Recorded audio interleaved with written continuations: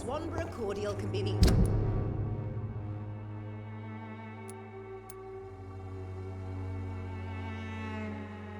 answer to all your problems. As long as you have the money.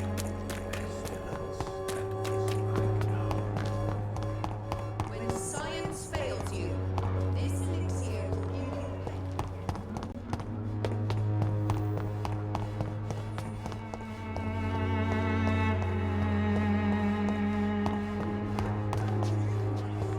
give you I'm cheap and I'm clean.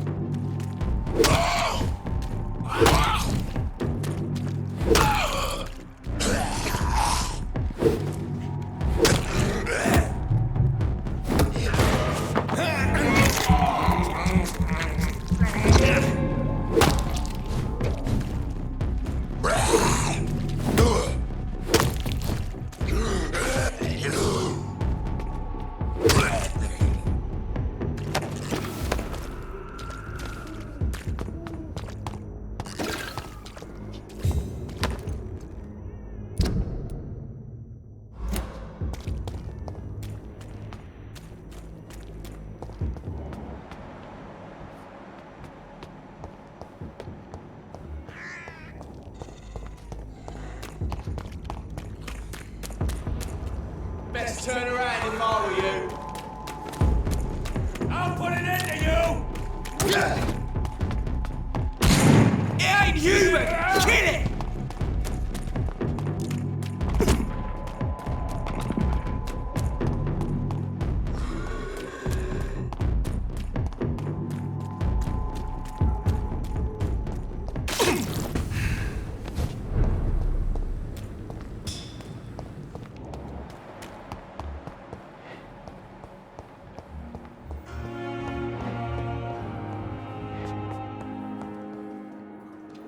Good evening, Mr. Good evening. Is there anything else that's bothering you? Can I help in any way? Really? Why has no one else asked me that since I got here? I thought I was in a hospital. Unfortunately, you are not the only person who needs help. And complaining about it won't do you any good. Well, perhaps you're right, Dr. Reed. I'm sure if me missus was still alive, she wouldn't be happy with me going on like this.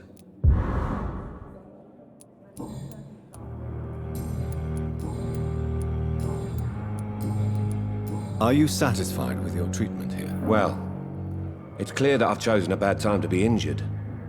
Forgive my bluntness, but you seem overwhelmed by cases of the flu. I won't lie to you about it. I'm afraid we are. Are you sure you don't want to operate yourself, Dr. Reed? I have the feeling you're very capable, and your colleagues seem to think so too. In other circumstances, you would be right. But for now, I don't think I can take on the responsibility. My apologies.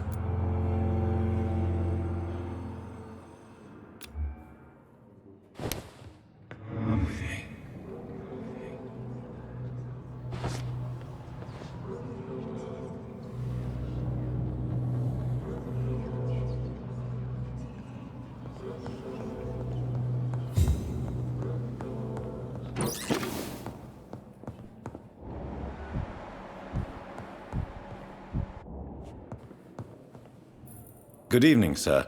I'm Dr. Reed. I believe we're going to be colleagues. Reed? Yes, I've been informed about your arrival. I'm Waverly Ackroyd.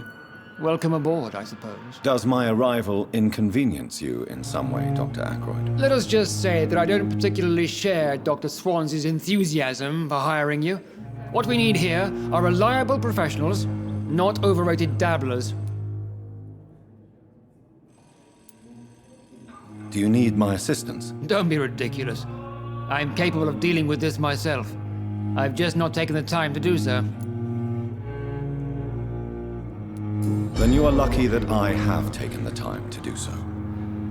Consider it a gesture of solidarity between professionals. I wish this hospital could have received as much attention from you, Dr. Reed. We do not see you in surgery very often.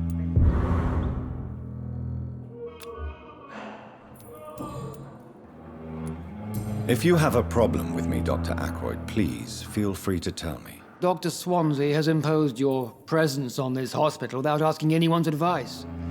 The benefit of his position. But I don't agree with it. I know we've never met before, but I believe this hospital could use all the help it can get.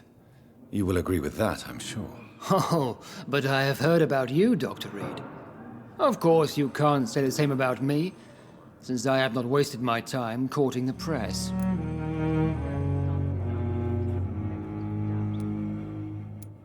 Aren't you too old for such jealousy? It really won't do you any good, you know. Don't be ridiculous, Dr. Reed. A simple glance is enough for me to know you have nothing for me to envy. Since your tenure in this hospital is longer than mine, perhaps you can tell me more about this place. Let's just say I'm tired of the carelessness around me. I have always respected the skills of Dr. Swansea, but over time his enthusiasm has become displaced. Carelessness? Exactly what are you talking about? We're here to save lives.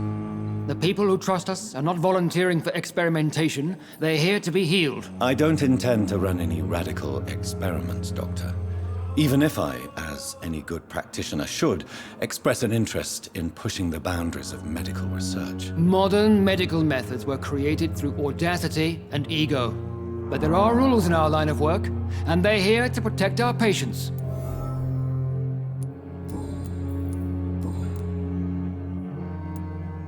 I don't know what you've heard about me, but I have already proved my value as a practitioner. I don't question your skills, Dr. Reed, but your motive. Is it money, fame, or are you truly dedicated? And what exactly is that supposed to mean? I served in the war just like you. But unlike you, I did not use the wounded to play the modern sorcerer. Be careful what you insinuate, Dr. Ackroyd. I only want you to admit you used those men to improve your theories.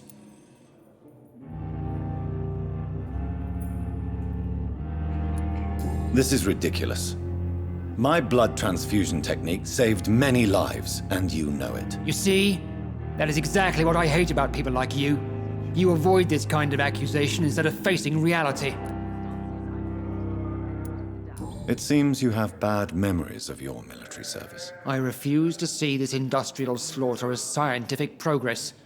War only reveals the worst in men. We can at least agree on something, Dr. Ackroyd. Thank you for your time. We'll talk later. But in the circumstances, I'm willing to give you the benefit of the doubt.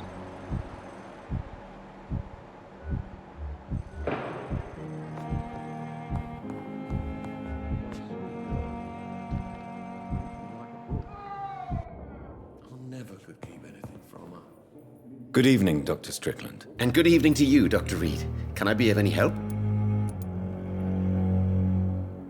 Do you need my medical attention, dear colleague? I would have been confused if anyone other than you had asked that question, Dr. Reed. But your help is welcomed. I will see you later. What do you think of Dr. Ackroyd's aversion to modern medical methods? It's a shame he's so narrow-minded. Dr. Swansea taught me that science is about exploring uncharted territory. I'm convinced that's true. With the influenza and all that's going on, you should put your differences aside, don't you think? Why is it so difficult to work together? I believe that if Dr. Ackroyd had been the one to discover the transfusion process, he would be the first to recommend its use. So you believe it's just a question of jealousy and pride? Dr. Ackroyd is as proud as he is blinded by his obsolete concept of medical science. Please, could you tell me something about yourself? I'm a great admirer of your work concerning blood transfusion, Dr. Reed. I run my own experiments. I'm convinced it's the future. I based my technique on my mentor's research. He helped me perfect my method. What is yours? I'd rather not talk about it. For now, it's just theories and first approach. My process is purely experimental and unsuccessful. As long as you're cautious and methodical, you may remain empty-handed, but you won't fail. You're not the first one to warn me, but I am convinced knowledge is the main weapon against the ravages of this epidemic. What made you choose to be a doctor? I'm not ashamed to admit you and your work have inspired me. I am honored to have the opportunity to work by your side. It's always a pleasure to share scientific and medical knowledge with someone eager to learn. I'll be glad to help you if I can. This epidemic may be the century's most terrible disaster, but I'm convinced that we, as doctors, are the only ones able to defeat it. What can you tell me about the Pembroke? Well, it has always been an honor to work with Dr. Swansea. But with your arrival, I can't think of a better opportunity to learn about blood transfusion. Do you need help with anything in particular? Well, yes, maybe. I'm waiting for a batch of products I ordered for my personal research, yet my supplier seems to have vanished. Do you want me to play the errand boy for you? Oh no, Dr. Reed. But if you went personally to his shop, what with your reputation and all, he wouldn't dare to refuse the products I need. I see. Well, give me the address, for I may pass by if I have time. You seem quite optimistic. It's a rare and precious attitude in these difficult times. I'm convinced that this epidemic is a test of endurance and dedication for us men of science. Questions remain about our capacity to resolve the situation. True. Last summer, during the first wave of the epidemic, I used to joke with Milton about the extra work. We're not smiling now.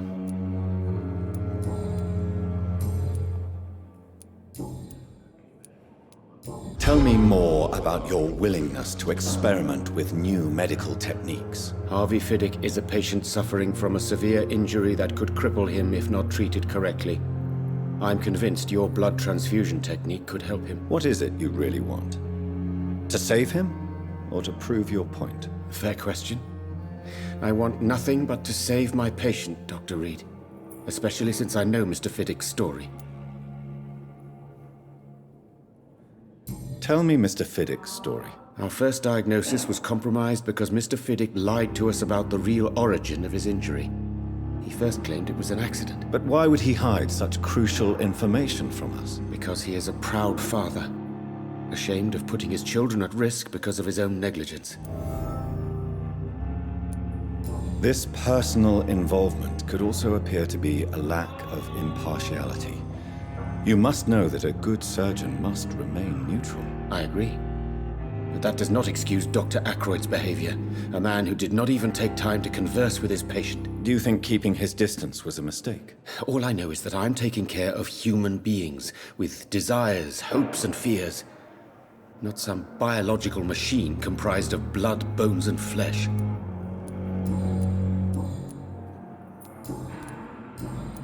Goodbye, Dr. Strickland.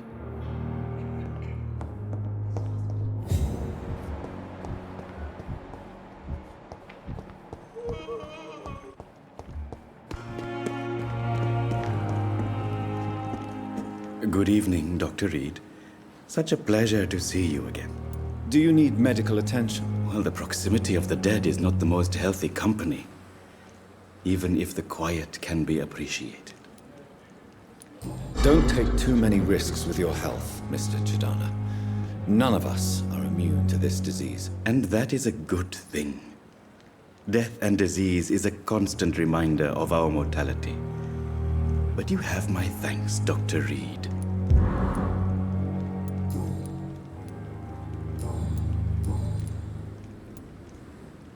Tell me the truth about your appointment as a medic during the war, Rakesh. The regiment administration appointed me by mistake. I had to learn the job on the spot, sir. Very hard, sir, but I rose to the challenge. You can't impersonate a doctor. You can't improvise a medical education People could die at your hands. You're absolutely right, sir. But as a field surgeon, it was more like being a butcher. Do you believe you have really helped these people? My ratings were within the averages of the regiment. I saved lives, Dr. Reed. Does that not say enough about triage and war surgery? Do you realize how many soldiers died because of that decision? You should have refused. Yes, sir. I swear I did, sir. But no one listened. When the first wounded arrived, I had to do what I could. It is an unbelievable story, Mr. Chidana. It was a time beyond belief, Dr. Reed. But I'm happy not to deal with the wounded. I prefer caring for the dead now. Goodbye, Mr. Chidana. Tomorrow, more bodies will arrive. Good. Tomorrow, more bodies will arrive and then...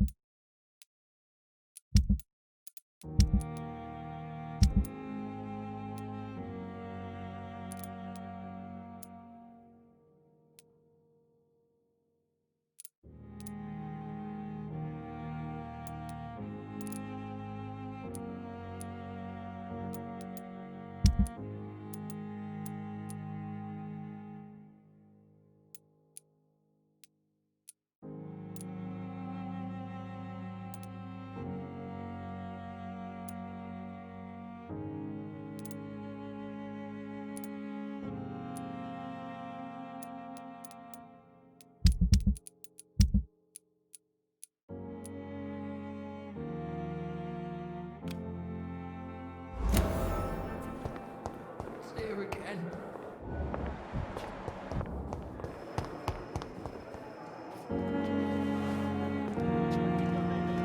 Good evening. Evening, Dr. Reed. Soldier, do you need assistance? Not really. I think I caught something in this bloody hospital. I swear I'm dead, yet smiling inside, Dr. Reed. As long as you remain here, I will make sure you don't have to worry about your health. Don't think you can do much about it. Damage is done.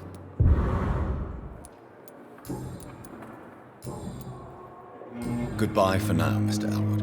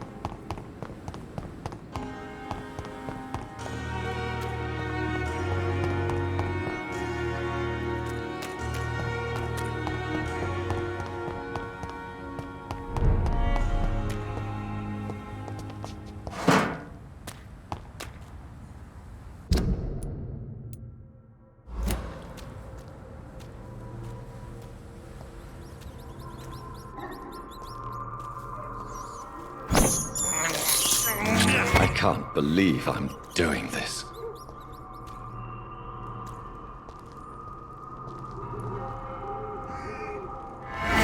Burn it,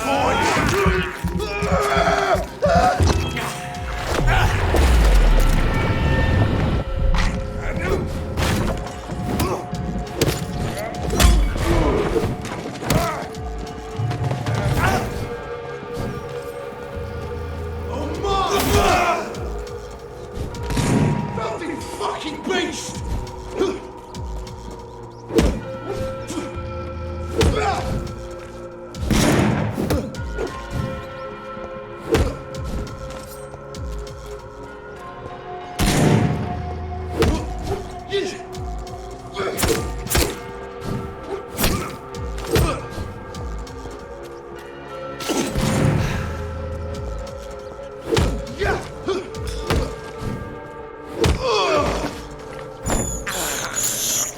This is despicable.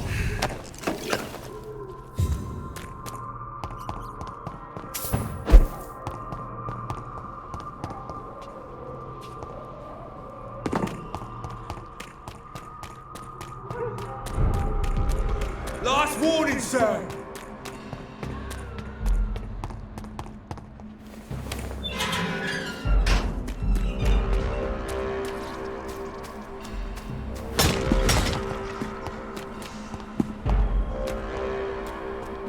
I'll kill you!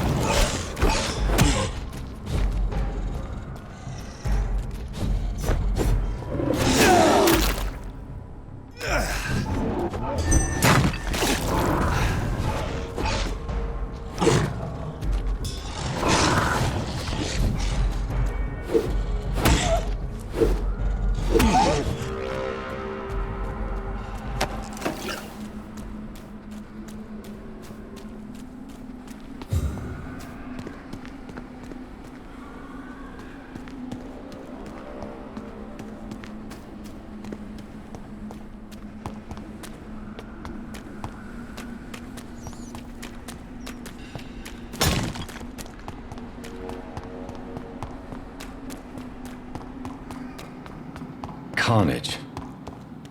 Is Father Whitaker's disciple among the bodies, I wonder? This man's far too old to be Samuel. No. By the look of his clothes, this man's a docker. Samuel isn't here. I had better follow the blood trail.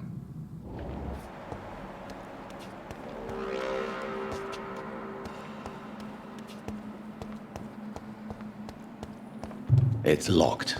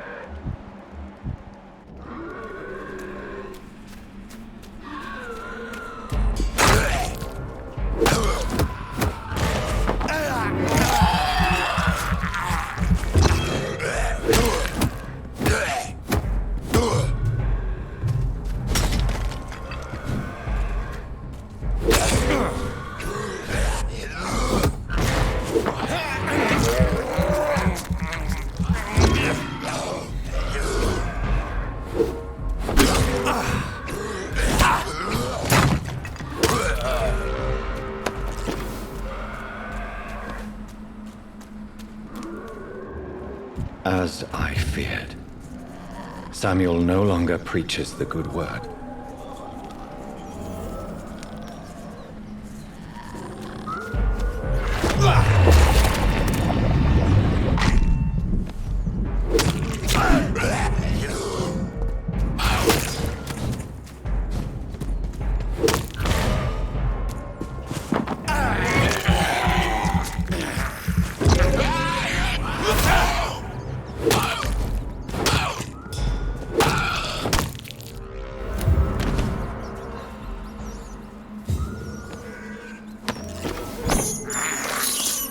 I can't believe I'm doing this.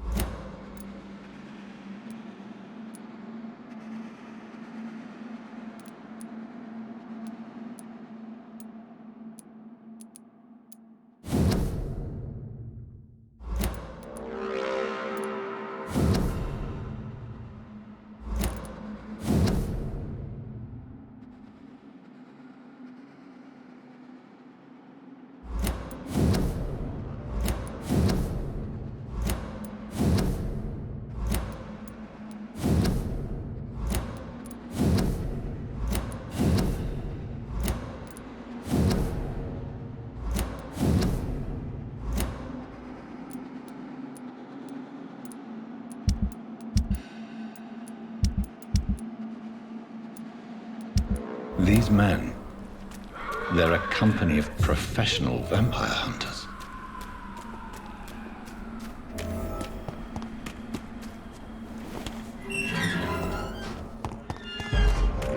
There's one of them! Watch yourselves!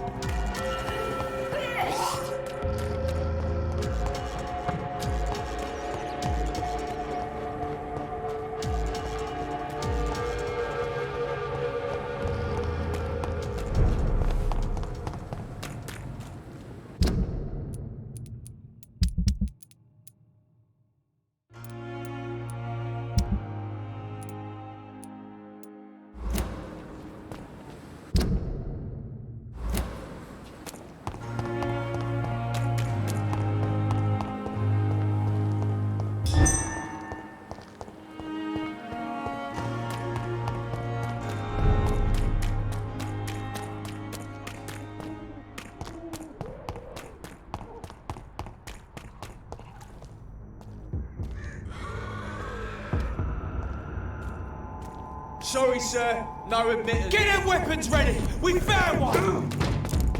Bloody monster! Over there! There's one of them vermin!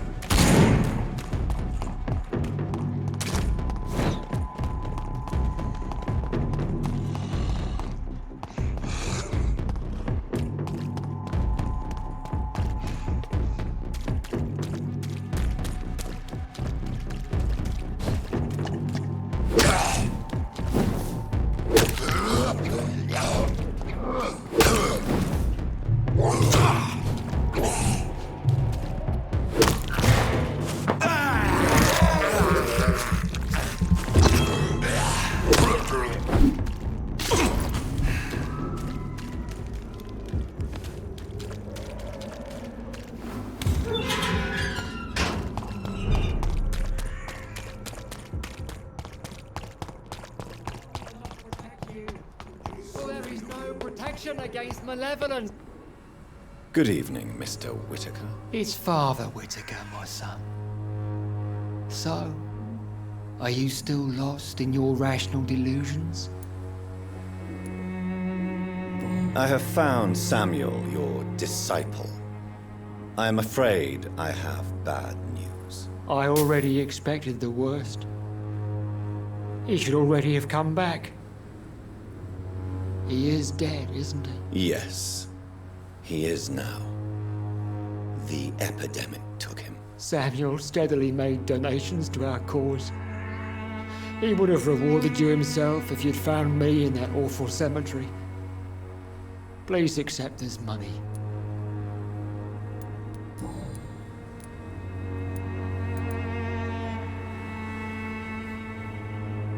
Why did you send Samuel to the cemetery, Tobias? What did you see there? I sent him on a vision. A dream of a dreadful and laughing queen covered with blood, sleeping with the dead and feeding on the fear of the dying.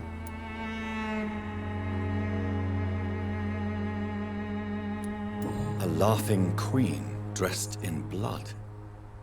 Tell me more. This epidemic is her feast, the announcement of her return.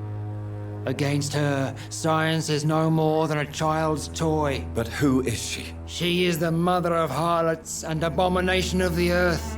She is Babylon, drunk on the blood of the saints.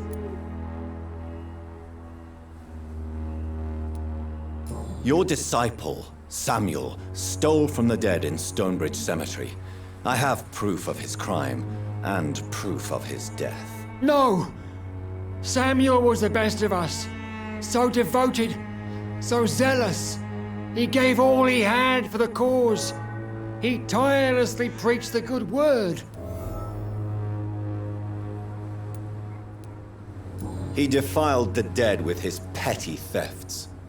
That's how he financed your misguided crusade. Think what you will. When this city is saved, he will be praised for his devoted fortitude. He walked boldly into the mouth of abomination. Your precious Samuel used you. He was an immoral crook. If that's true, then he will be my burden to bear during this endless night.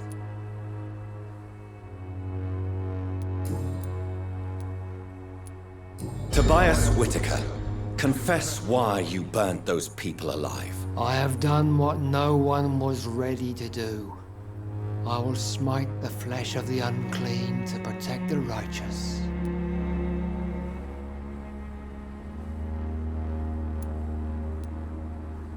You are just another heartless murderer, exploiting the epidemic to kill with impunity. No!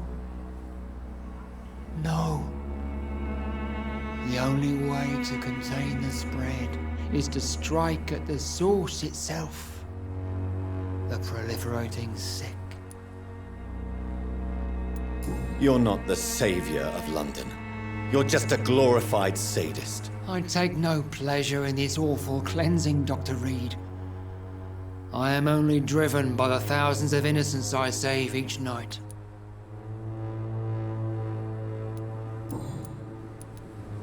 Why did you send I sent him on a vision. You sent a man to die because of a stupid vision. I have heard enough of your nonsense. Goodbye. Soon